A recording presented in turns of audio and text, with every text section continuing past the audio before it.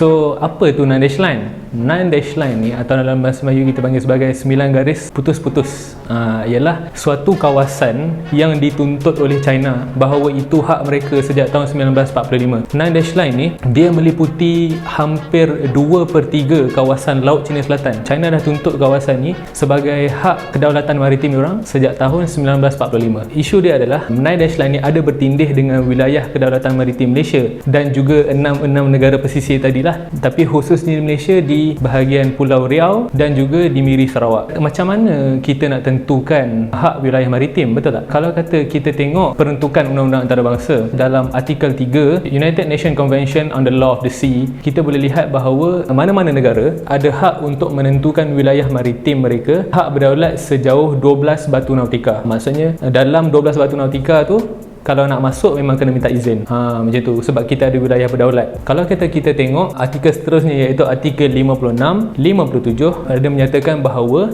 negara juga ada hak untuk mendapat zon ekonomi eksklusif ataupun kita panggil sebagai EEZ, yang mana kawasan tu negara boleh eksploitasi hasil bumi sejauh 200 batu nautika yang diukur daripada garis pantai juga. Kalau kata dalam artikel tadi, negara juga ada hak untuk mendapat hak udara. Maksudnya hak laut, bawah laut, atas laut dan juga atas udara.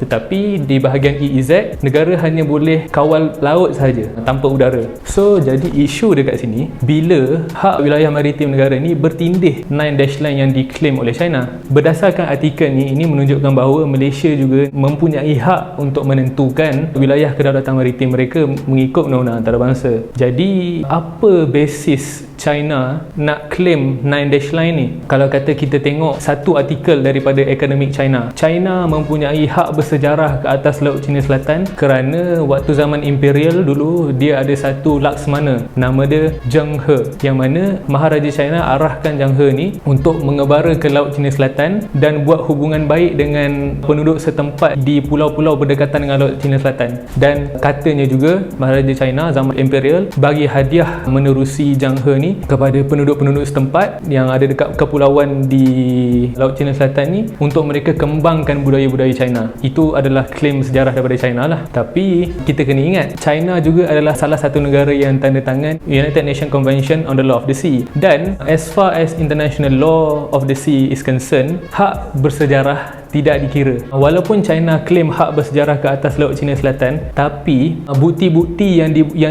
China buktikan tadi tu, iaitu bukti sejarah tu, ada keraguan sedikit yang boleh dipersoalkan. Kenapa dia boleh dipersoalkan? Sebab bukti-bukti yang China tunjuk tu hanya datang daripada kerajaan pusat China sahaja, tanpa ada bukti-bukti sejarah daripada negara pesisir yang mengesahkan sejarah apa yang China cakap. Jadi macam boleh kata macam self-claim lah, macam China mengaku sendiri, dia tunjuk bukti sendiri. Dan tindakan China ni dia tak terhenti pada situ saja. Diorang sampai sekarang masih buat kawalan yang berterusan dekat kawasan Laut Cina Selatan. Dia juga buat doktrin kepada kanak-kanak dekat sekolah dia yang kata bahawa 9 dash line itu adalah milik China. Dan bukan itu juga, korang boleh tengok antara cerita popular yang menunjuk kawasan 9 dash line ni, contohnya kita boleh tengok movie kartun Abominable pada tahun 2019. Kalau kita tengok dalam cerita tu, ada satu scene menunjukkan peta Laut Cina Selatan dan ada Malaysia sekali, tapi ada 9 dash line dekat situ. Cerita Abominable ni telah di-ban di Vietnam dan juga dikutuk keras oleh Filipin sebab diorang tak bersetuju dengan ni kan. Salah satu cerita lagi, korang boleh tengok cerita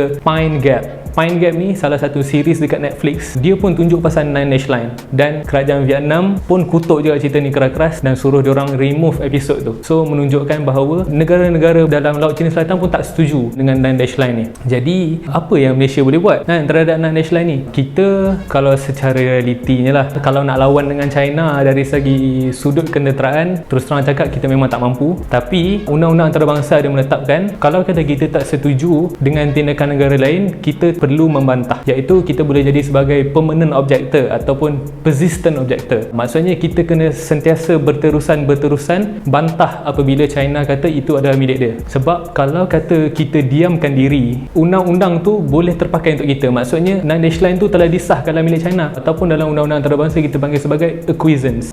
Bak kata orang Arab, diam tanda setuju lah. Kita boleh rujuk satu kes popular yang dulu, nama kes tu adalah Anglo-Norwegian Fisheries Case. Dalam kes ni dia adalah di antara United Kingdom dan juga Norway, yang mana United Kingdom ni dia ada amalkan satu undang-undang laut yang dah establish sebagai customary international law lah. Tapi Norway tak setuju dengan undang-undang yang UK pakai. Dia pun objek.